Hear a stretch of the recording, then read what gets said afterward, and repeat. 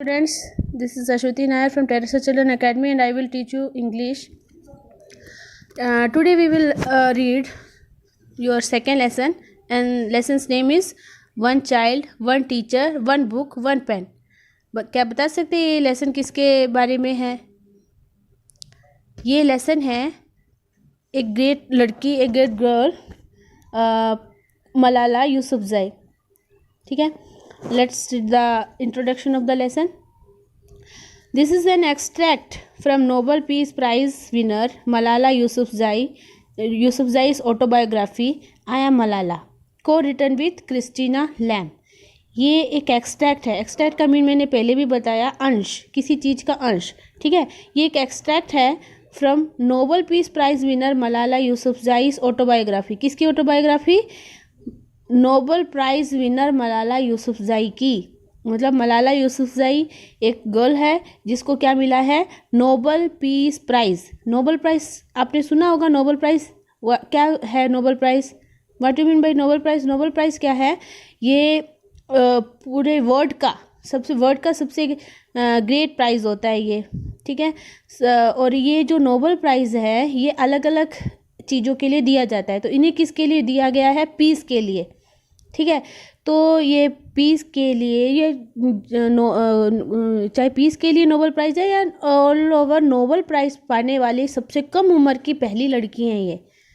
ठीक है, अब तक जितने लोगों को भी नोबल प्राइज़ मिला है उसमें सबसे कम उम्र की बच्ची हैं मलाला यूसुफजई. ठीक है, तो ये उनकी ऑटोबायोग्राफी से लिया गया है और ऑटोबायोग्राफी का नाम क्या है? आई एम मलाला, को रिटर्न विथ क्रिस्टीना लैम्ब. किसके साथ इसको लिखने में इनकी हेल्प किसने की है? को रिटर्न किसने किया है? को राइटर कौन है इनकी इसका ऑटोबायोग्राफी का? Christina Lamb. ठीक है, Malala talks about how she misses her home and life in Pakistan. Malala इसमें हमें ये बताती हैं कि किस तरह से वो पाकिस्तान में अपने घर को और अपने लाइफ को मिस करती है. मतलब मलाला कहाँ बिलोंग करती है? पाकिस्तान से बिलोंग करती है. ठीक है, she also talks about how much life has changed for her and her family since they left their country. वो बताती है कि किस तरह से उसकी लाइफ चेंज हो गई है, उसकी और उसकी फैमिली की, जब से उन्होंने अपनी कंट्री छोड़ी है. ठीक है, अब आपको ये अपने दिमाग में ये आया होगा ये पाकिस्तान की हैं और इन्होंने अपनी कंट्री छोड़ी है, इन्हें नोबल प्राइज़ मिला है. भाई क्यों इनको देश क्यों छोड़ना पड़ा और इतनी कम उम्र में इनको नोबल प्राइज़ कैसे मिल गया? क्या किया इन्होंने? ठीक है, तो हम बताते हैं आपको कि मलाला यूसुफजई हैं, इन्होंने बहुत ज़्यादा इन्होंने साहसी काम किए हैं. बहुत करेजस लड़की है. इन्होंने क्या किया? इन्होंने अपने हक के लिए लड़ी है. ये पाकिस्तान से बिलोंग करती है और ये फैस्तून फैमिली से बिलोंग करती है. उनके साथ हुआ क्या था? वहाँ पर तालिबानी, जहाँ इनका इलाका है मंगोरा में, वहाँ तालिबानी लोगों का जो है कब्जा है. तो तालिबानी लोग क्या बोलते हैं कि लड़कियों की शिक्षा का वो विरोध करते हैं. वो गर्ल्स एजुकेशन के विरोध में है. वैसे तो किसी भी लोगों को भी नहीं पढ़ने देना चाहते. ठीक है, ताकि उनकी तानाशाही चलती रहे, लेकिन लड़कियों को तो बिल्कुल भी बाहर निकलने से मना करते हैं. तो इसमें मलाला ने इनकी धमकियों को, इनके इस फालतू की बातों को ध्यान में ना देके इन्होंने अपनी पढ़ाई कंटिन्यू रखी और इनको एक दिन गोली मार दी गई. इनके साथ इनकी दो सहेलियों को, और ये एग्ज़ाम दे के आ रही थी और इन्हें भरी बस में इनको गोली मार दी गई थी. और इन्हें कहाँ शरण दी गई है? इन्हें यूनाइटेड किंगडम में शरण दी गई है. ठीक है, वहाँ पर ये रहती है अपनी फैमिली के साथ. इन्हें अपना देश छोड़ना पड़ गया है. इनके देश में अभी भी इनकी जान को खतरा है और इनको अभी भी, उसके बाद भी इन्हें धमकियाँ मिलती रही हैं. तो इन्हें वहाँ पर जो है इन्हें शरण दिया गया है और इनको नोबल प्राइज़ भी मिला गया. और भी ये एक अच्छी एक्टिविस्ट है. अभी भी लड़कियों के हक में ये अपनी आवाज़ उठाती हैं और भी इन्होंने चीज़ें जो है लिखी है, कहानियाँ और बहुत. ठीक है, अब हम लेसन शुरू करते हैं. Our house feels big and empty. हमारा घर जो है वो बड़ा है और खाली महसूस होता है हमें. It sits behind an electric iron gate and it sometimes seems as if we are in what we in Pakistan call a sub jail. It sits behind an electric iron gate, ये एक इलेक्ट्रिक आयरन गेट के पीछे है। कहने का मतलब है घर के आगे क्या लगा हुआ है, घर इलेक्ट्रिक गेट कहाँ लगा होता है, गेट कहाँ लगा होता है, आगे लगा होता है। घर के आगे क्या लगा हुआ है, एक इलेक्ट्रिक गेट लगा हुआ है और उसके बाद हमारा घर है। एंड इट समटाइम्स सीम्स, और कभी कभी हमें लगता है, as if we are in what we in Pakistan call a sub jail, अगर हम घर पाकिस्तान में होते तो हम इसको क्या बोलते, एक सब जेल बोलते। A kind of luxury house arrest, एक तरह से हम किस तरह से रहते हैं, एक लग्जरी हाउस अरेस्ट में रहते हैं, ऐसे कि एक लग्जरी घर में हम कैद में हो। अरेस्ट का मतलब होता है कैद, कि हम एक लग्जरी घर में कैद हो। लग्जरी का मीन्स क्या होता है, what you mean bye luxury, luxury का मीन्स होता है शान और शौकत, पूरे शान और शौकत आराम से जो है रहे हैं वो घर में, लेकिन कैद में, वो बाहर नहीं निकल सकते। क्यों नहीं निकल सकते, क्योंकि उनकी जान को खतरा है। At the back there is a large garden with lots of trees and green lawn, इसी के पीछे एक बहुत बड़ा जो है गार्डन है विथ लॉट्स ऑफ ट्रीज, जिसमें खूब सारे पेड़ लगे हुए हैं, एंड ए ग्रीन लॉन, और एक ग्रीन लॉन है। For me and my brothers, किसके लिए, मेरे लिए और मेरे भाइयों के लिए, टू प्ले क्रिकेट ऑन, जहाँ पर हम मतलब ग्रीन लॉन जो है वो जहाँ पर मैं और मेरे भाई क्या करते हैं, क्रिकेट खेलते हैं। But there are no rooftop to play on, लेकिन वहाँ पर छत नहीं है खेलने के लिए।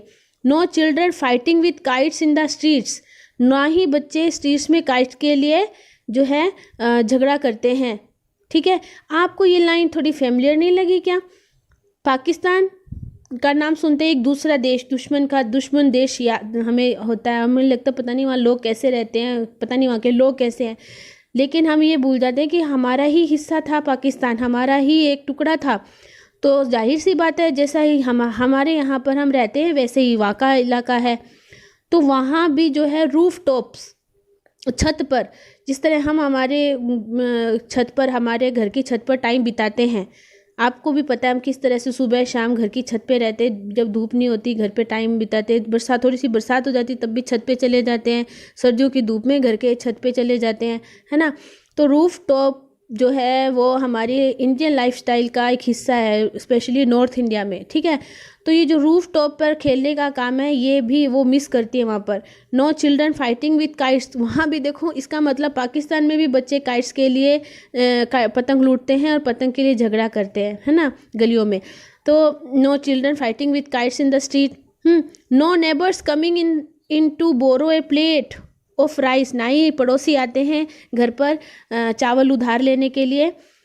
और for us to ask for 3 tomatoes, ना ही कोई आता है कि कोई आता है कि 3 टमाटर उधार दे दो।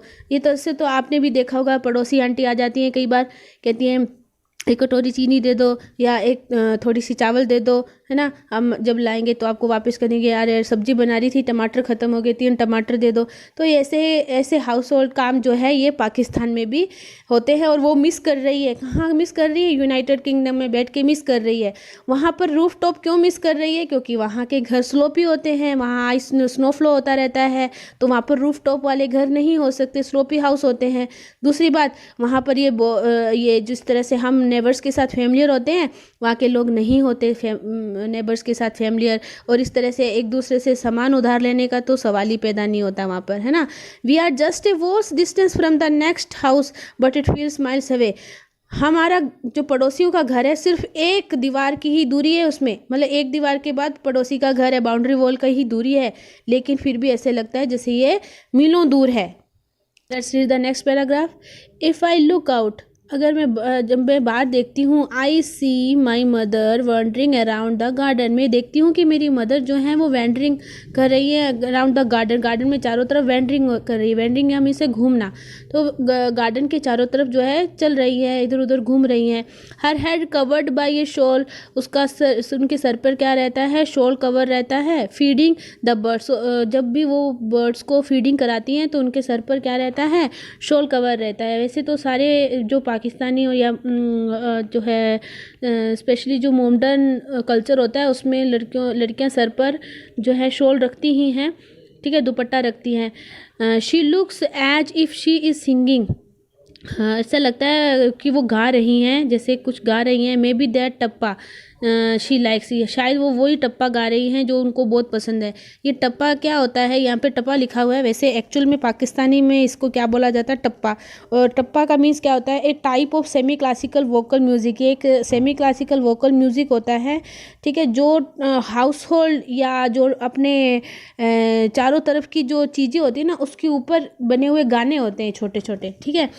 तो वो शायद वो वही टप्पा गा रही जिनको जो वो पसंद करती है। कौन सा टप्पा, don't kill doves in the garden, अरे गार्डन में डव्स को मत मारो, गार्डन में कबूतरों को मत मारो।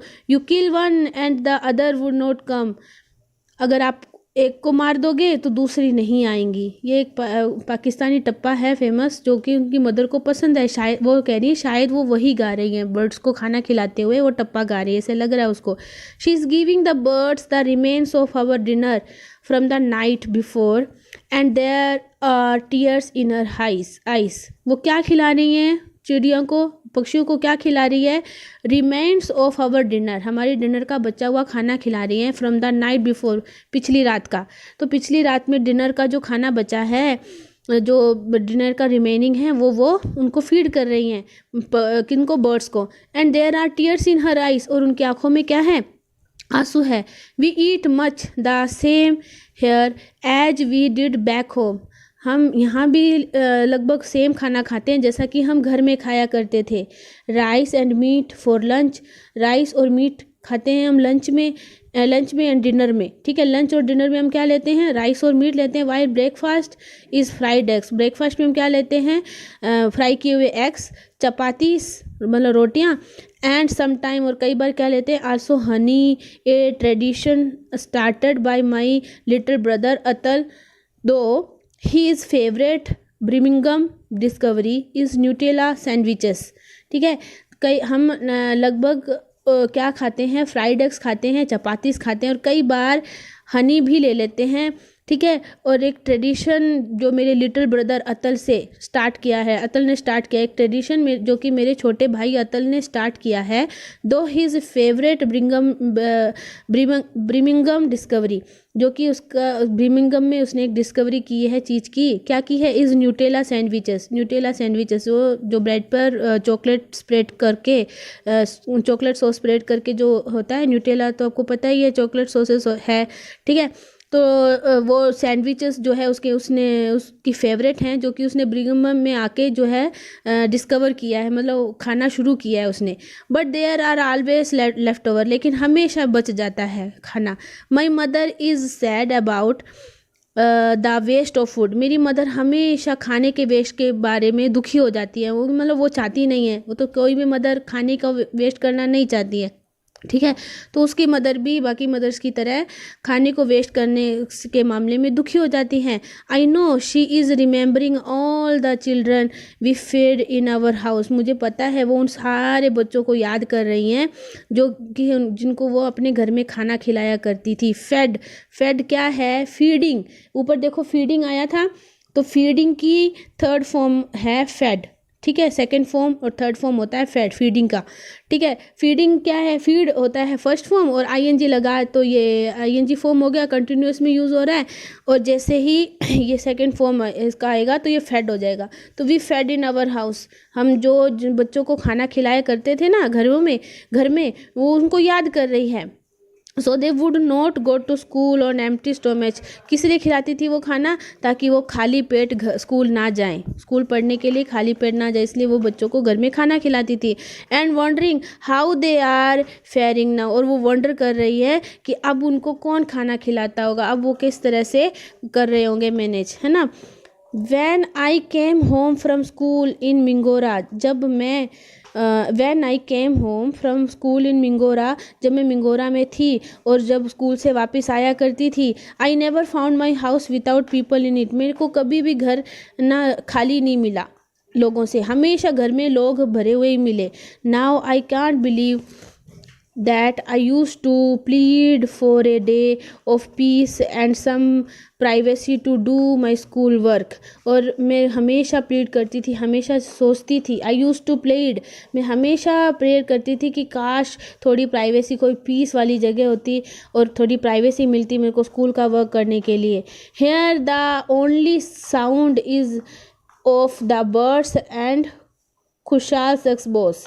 ठीक है, यहाँ पर तो बस एक ही साउंड है, या तो पक्षियों का साउंड है या खुशहाल, खुशहाल इसका भाई होगा, खुशहाल से एक्सबॉस। एक्सबॉस हमने एक्सबॉस का मीन्स होता है क्या, एक वीडियो गेम होता है।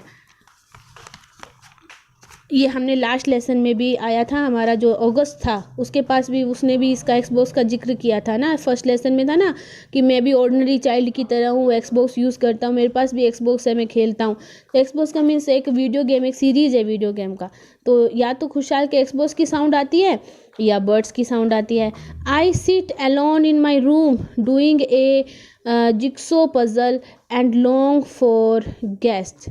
I sit alone in my room, मैं घर में अकेली बैठी रहती हूँ। डूइंग ए जिक्सो पजल, या तो मैं जिक्सो पजल करती रहती हूँ। एंड लॉन्ग फॉर गेस्ट, या फिर गेस्ट के साथ।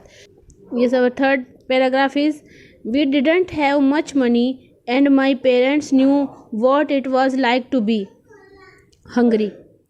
हमारे पास इतना पैसा नहीं है, हमारे पास इतना पैसा नहीं था।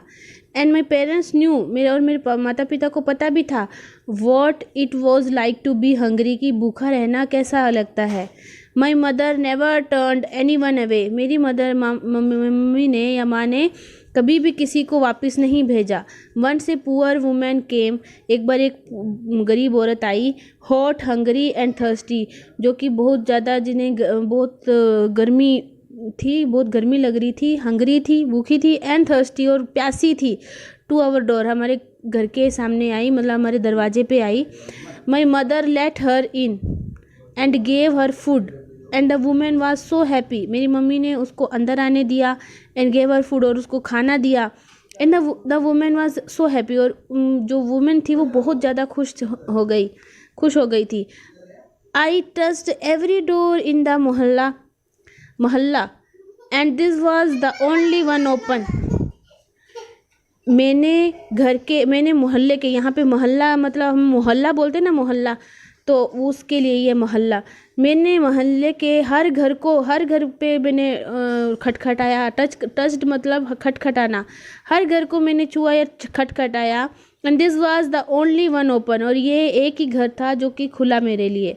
शी सैड, वो बोली, may God always keep your door open, मेरे भगवान जो है आपका घर हमेशा खुला रखे। वेर एवर यू आर, जहाँ भी आप हो, आप मतलब मेरा भगवान, इसका कहने का मतलब है वो ब्लेस कर रही है उनको कि भगवान करे आप हमेशा इतने समृद्ध हो, इतने काबिल हो कि आपका घर हमेशा लोगों के लिए खुला रहे, चाहे आप कहीं भी हो। आई know my mother is lonely, मैं जानती हूँ मेरी मम्मा अकेली हैं। शी वॉज वेरी सोशिएबल, बहुत ज़्यादा सोशिएबल थी, मतलब बहुत ज़्यादा सामाजिक थी, लोगों से बातचीत करती थी। All the women of the neighbourhood, सारी औरतें जो कि पड़ोसियों की जो ये सारी औरतें थी, used to gather in the afternoon on our back porch, सारी की सारी जो है आफ्टरनून, दोपहर के बाद कहाँ आ जाती थी, ऑन आवर बैक पोर्च, हमारे पीछे वाली पोर्च में आ जाती, मतलब पीछे जो आंगन होता है ना, पिछवाड़े आ जाती थी। And women who worked in other houses came to rest, और जो औरतें थी जो दूसरे घरों में काम करती थी वो रेस्ट करने के लिए जो है हमारे घर में आती थी। Now she is always on the phone, अब वो हमेशा किस पे रहती है, फ़ोन पे लगी रहती हैं। To everyone back home, सब से बात करती है जो कि पीछे, मतलब पाकिस्तान में जो पीछे रह गए हैं घर में। It's hard for her here as she does not speak any English, यहाँ बहुत मुश्किल होता है उनके लिए। क्यों होता है, as she does not speak any English, जैसा कि वो बिल्कुल भी इंग्लिश नहीं बोलती हैं। Our house has all these facilities, हमारे हाउस में सारी ये फैसिलिटीज़ हैं। But when she arrived they were all mysterious to her, लेकिन जब वो यहाँ पहुँची थी तो ये सारी चीज़ें उसके लिए क्या थी, मिस्टीरियस थी। मिस्टीरियस मतलब एक अजनबी, एक रहस्यमय चीज़ें थी टू हर, उसके लिए। And someone had to show us how to use the oven, washing machine and the TV, और किसी को हमें ये सब सिखाना पड़ा था। हाउ टू यूज़, ये हैड टू का मतलब, हैव टू का मतलब होता है पड़ेगा, हैड टू का मतलब पड़ा था, ठीक है। तो किसी को हमें सिखाना पड़ा था कि सिखाना पड़ा था हमें कि हाउ टू यूज़, कि किस तरह से यूज़ होता है ओवन, किस तरह से यूज़ होता है वॉशिंग मशीन, किस तरह से यूज़ होता है और टीवी किस तरह से यूज़ होता है। ठीक है, नेक्स्ट पैराग्राफ देखो। As usual my father doesn't help in the kitchen. जैसा कि एज़ यूजल होता है, मेरे पापा किचन में कोई हेल्प नहीं करते। ठीक है, वो तो एज़ यूजल क्यों यूज़ किया उसने, क्योंकि ज़्यादातर पापा लोग किचन में काम नहीं करते हैं। आई टीज ही, मैं उनको हमेशा टीज़ करती हूँ, उन्हें बोलती हूँ या पीछे उनका बार बार किसी चीज़ को बोलने को कहते हैं टीज़ करना। मैं हमेशा उन्हें टीज़ करती हूँ, अब्बा papa ji you talk of women's right, हमेशा आप वुमेंस के राइट के बारे में बात करते हो, but my mother manage every thing में, लेकिन मेरी मम्मा सारी कुछ मैनेज कर लेती हैं। यू डोंट, और तुम कुछ नहीं, आप कुछ नहीं करते हो। Even clear the T things, यहाँ तक कि छोटी मोटी चीज़ें भी आप नहीं कर सकते हो। ठीक है, टी थिंग मतलब होता है छोटी मोटी चीज़ें भी आप साफ नहीं कर सकते हो। There are buses and trains but we are unsure about using them, यहाँ पर बसेस हैं, ट्रेन्स हैं, लेकिन हम उनको यूज़ करने के लिए अनश्योर हैं। ठीक है, हम उनको यूज़ नहीं कर सकते। My mother misses going shopping in China Bazaar, मेरी मदर अभी भी चीना बाज़ार में शॉपिंग करना मिस करती है। जैसे आप अपने मोहल्ले में, अपनी जैसे बीकानेर में देखो, बेरुजी गली सुनते ही हमारे मुंह पे एक मुस्कान हो जाती है, थ्रिल आ जाता है कि हमारे यहाँ का फेमस बाज़ार है वो, है ना। अब हम कहीं और चले जाएंगे, कहीं बाहर नहीं निकल पाएंगे, हम कहें अरे यार बेरुजी गली मिस कर रहे हैं, कितने दिन हो गए शॉपिंग किए को। वही सेम चीज़ बोल रहे हैं यहाँ पर कि मेरी मदर जो है वो चीना बाज़ार में शॉपिंग करना मिस करती हैं। चीना बाज़ार वहाँ का उनके पाकिस्तान में कोई बाज़ार होगा फेमस। ठीक है, she is happier since my cousin Shah came to stay, वो खुश हो गई हैं पहले से जब से मेरा कज़िन शाह जो है वो यहाँ पर रहने आया है। ही मतलब स्टे मतलब रुकने आया है, मतलब रहने आया है। ही हैज़ ए कार, उसके पास एक कार है। एंड टेक्स हर शॉपिंग, और वो उनको शॉपिंग ले जाता है।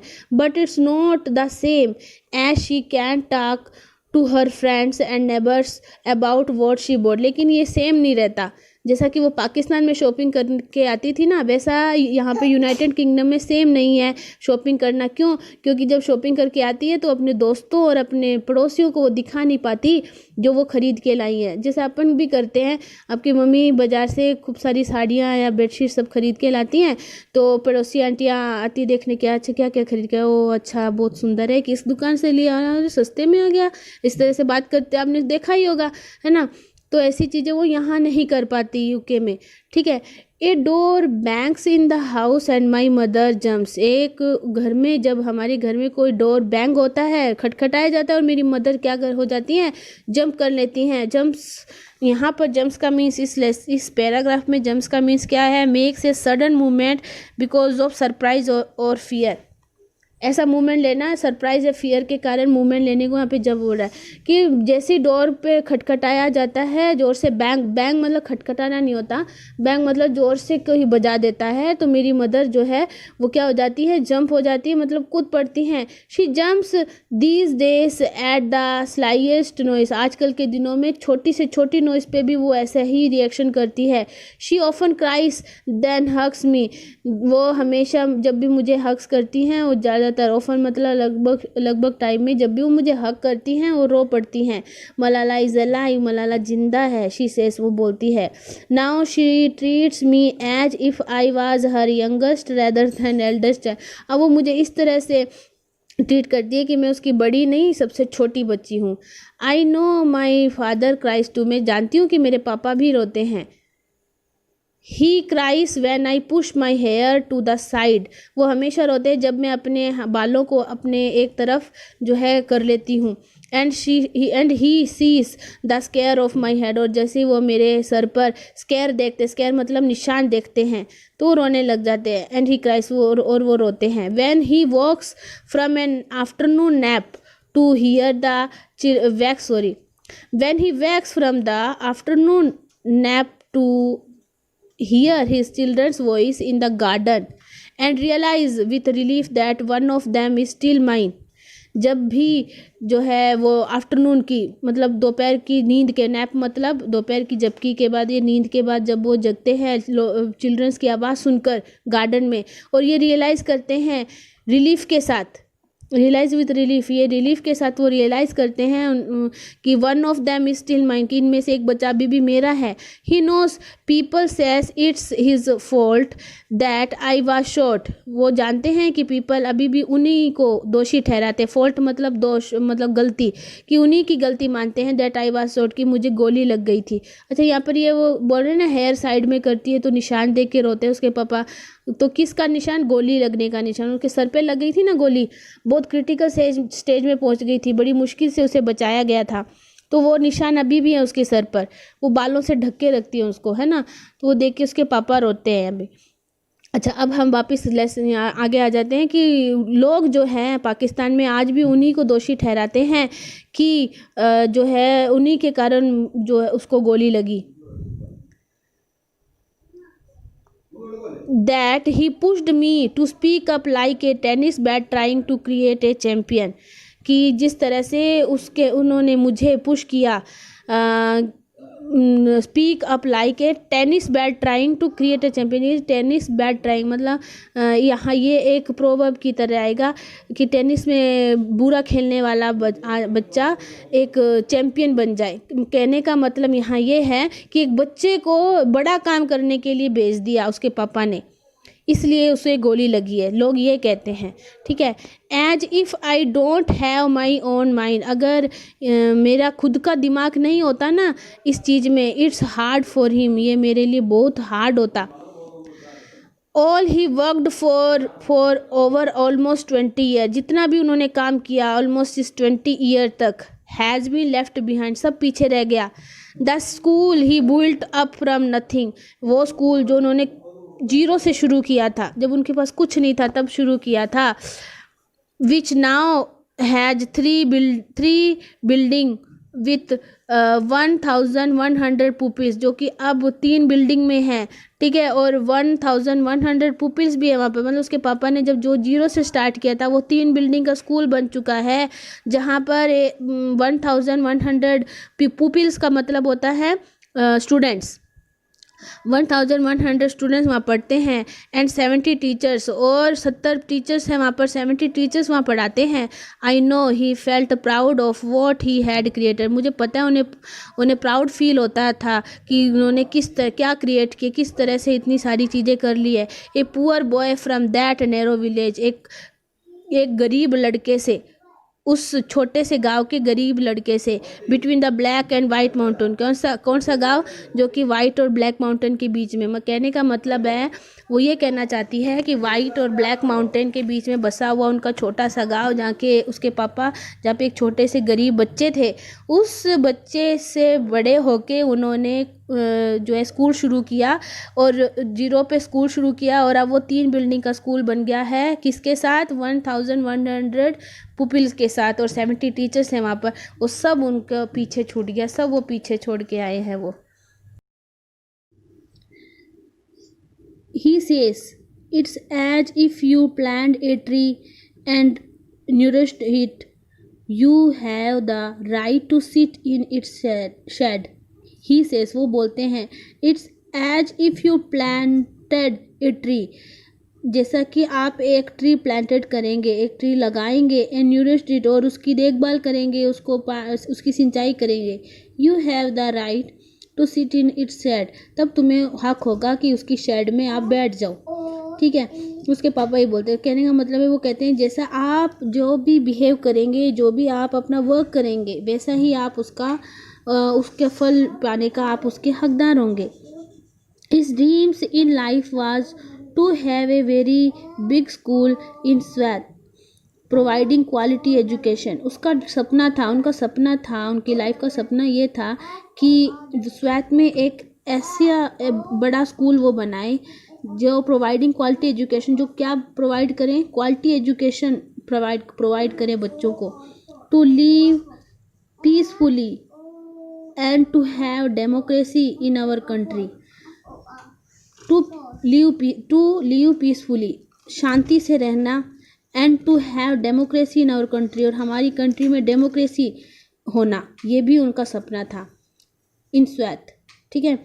He had achieved respect and status in society through his activities and the help he gave people. उन्होंने क्या अचीव किया, उन्होंने क्या प्राप्त किया, अचीव मतलब प्राप्त करना, कमाना, क्या प्राप्त किया था उन्होंने, रेस्पेक्ट एंड स्टेटस, उन्होंने अपना एक स्थान प्राप्त किया था, उन्होंने अपने लिए आदर सत्कार प्राप्त किया था इन सोसाइटी, अपने समाज में, थ्रू हिज एक्टिविटीज़, अपनी एक्टिविटीज़ के थ्रू, अपनी एक्टिविटीज़ के द्वारा, and the help he gave people, और लोगों की जो उन्होंने हेल्प करते थे, हेल्प दी थी उन्होंने लोगों को, उसके द्वारा उन्होंने क्या किया था, समाज में एक रेस्पेक्ट और एक स्टेटस जो है उन्होंने अचीव किया था। He never imagined living abroad and he gets upset when people suggest we wanted to come to the UK।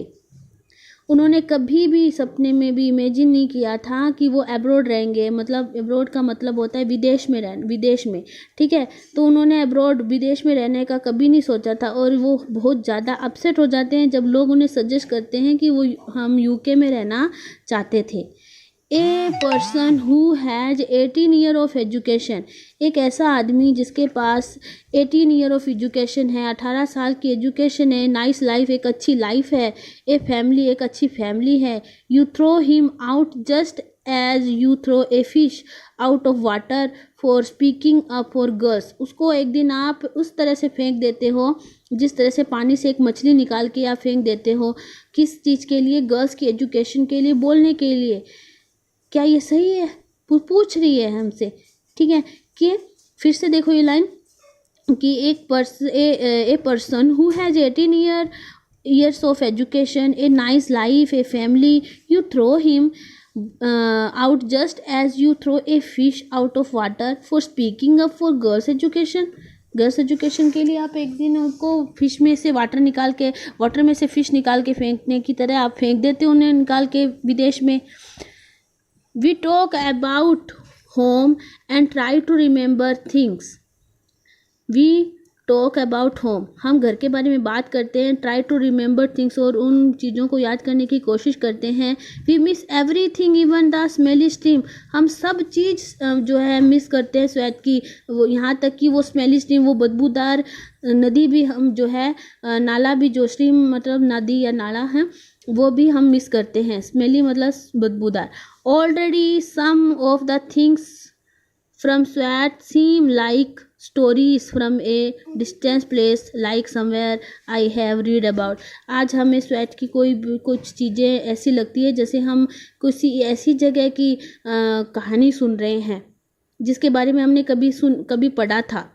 कह रही है कि हमें अब स्वेट की बातें ना हमें ऐसी लगती है जैसे हम कहीं दूर देश की कोई कहानी पढ़ रहे हो।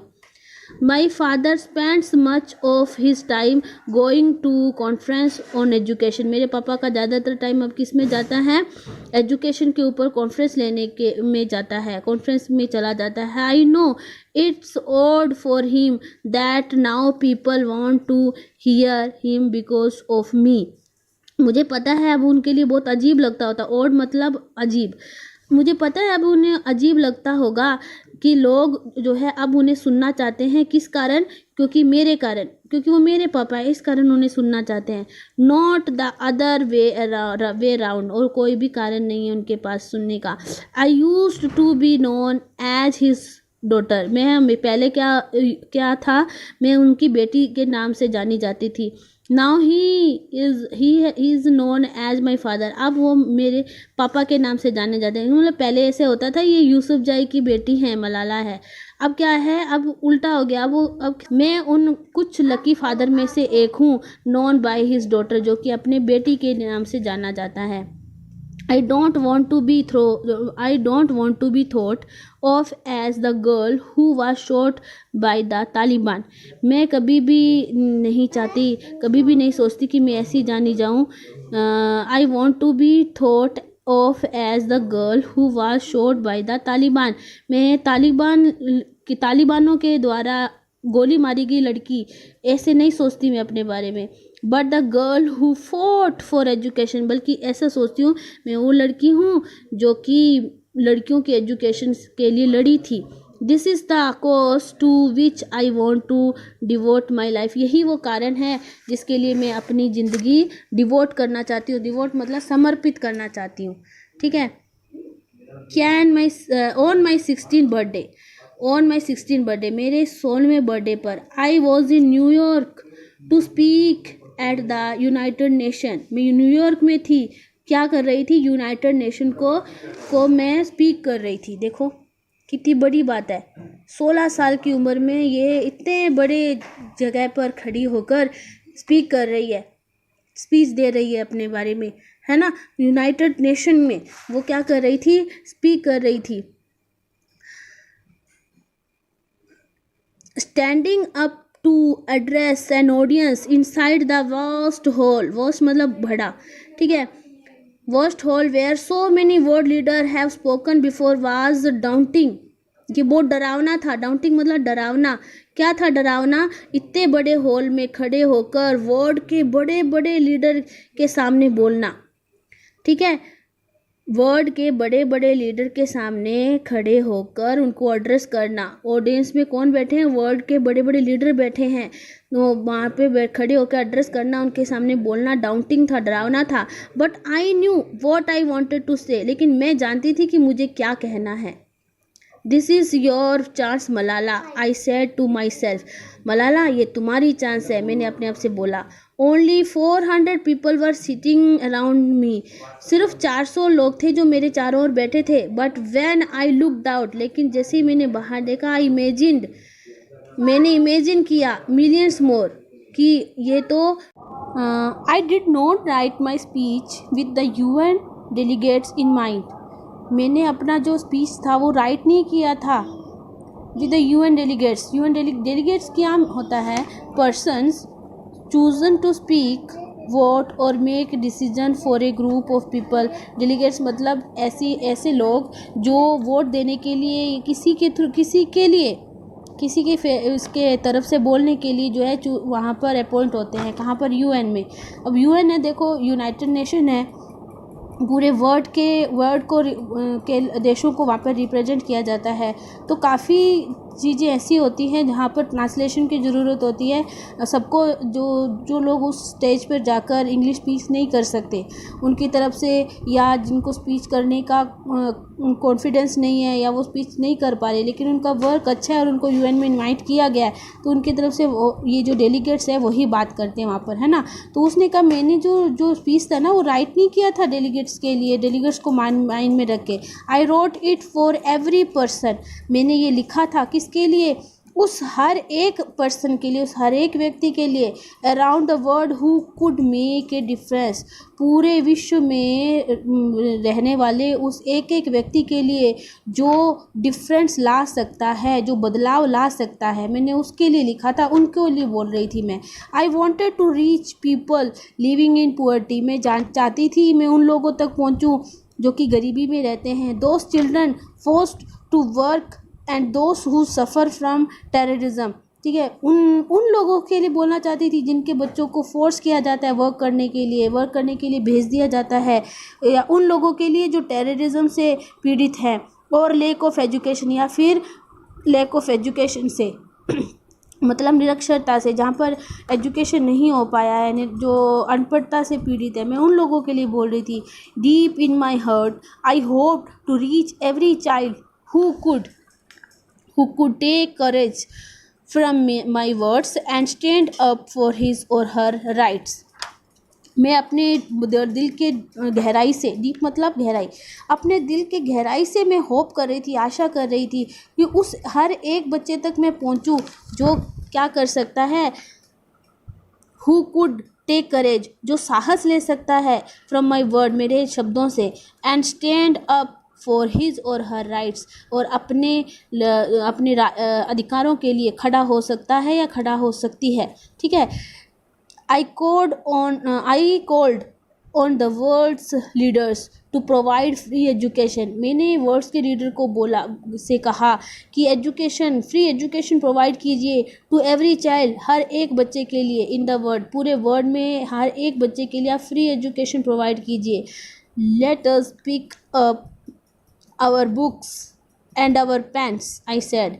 मैंने उनको बोला कि हमें हमारी बुक्स और हमारे पेन को उठा लेने दीजिए। They are our most powerful weapons, यही हमारे पावरफुल वेपन्स हैं। सबसे ज़्यादा ताकतवर हथियार जो है यही हैं हमारे लिए। क्या? पेन और book. One child, one teacher, one book and one pen can change the world. उसने वहाँ बोला, यही उसके जो गोल्डन वर्ड्स हुए थे मलाला के। मलाला को वर्ल्ड फेमस इन्हीं वर्ड्स ने बनाया था। देखो, छोटी सी बच्ची, 16 साल की बच्ची इतना अच्छा कैसे बोल सकती है कि वन चाइल्ड, एक बच्चा, वन टीचर, और उसको पढ़ाने वाला एक टीचर, वन बुक, और उसको पढ़ने के लिए एक बुक, एंड वन पेन, और उसमें लिखने के लिए एक pen, can change the world. ये चीज़ें वर्ल्ड को चेंज कर सकती हैं, बदल सकती हैं पूरी तरह। I didn't know how my speech was received until the audience gave me A standing ovation. मुझे नहीं पता, मैं नहीं जानती थी कि मेरा स्पीच किस तरह से, इस तरह से लोग इतना प्रभावित करेंगे ऑडियंस को कि वो खड़े होकर मेरे लिए तालियां बजाएंगे। स्टैंडिंग ओवेशन का मतलब होता है कोई चीज़ इतना जो है इफ़ेक्ट छोड़े लोगों पर कि वो खड़े होकर तालियां बजाए। ठीक है, तो मलाला यूसुफज़ई, क्रिस्टीना लैम्ब, ये दोनों ने मिलके जो है आपके लिए एक्सट्रैक्ट तैयार, जो उनका जो ऑटोबायोग्राफी है मलाला की, उसमें से एक्सट्रैक्ट जो है आपको दिया गया है, इसलिए इन दोनों का नाम यहाँ पर दिया गया है। अच्छा, अब आपको क्या करना है, आपने ये लेसन आपको पूरा मैंने प्रेजेंट किया है, तो आपको ये जो टिक द करेक्ट आंसर है ये आपको करने हैं सोल्व। ठीक है, लेसन को अच्छे से रीड करना, अच्छे से लिसन करना। आपको पीडीएफ भेज दिया गया है, और जो मैंने आपको वीडियो भेजी उसमें से आप लेसन को अच्छे से लिसन करना carefully, and then you can read your lesson, और उसके बाद आप इसको सोल्व कर सकते हैं। You can solve this all questions. ठीक है, आपको सिर्फ टिक द करेक्ट आंसर जो है सोल्व करने हैं। आपको बाकी की चीज़ें प्लस में टिक द करेक्ट आंसर और प्लस में सारी एक्टिविटीज़ आपको सोल्व करके भेज दी जाएंगी, और फिर आपको क्वेश्चन आंसर, हार्ड वर्ड्स और वर्ड मीनिंग भी जो है अपनी कॉपी में करनी है। Okay, take care.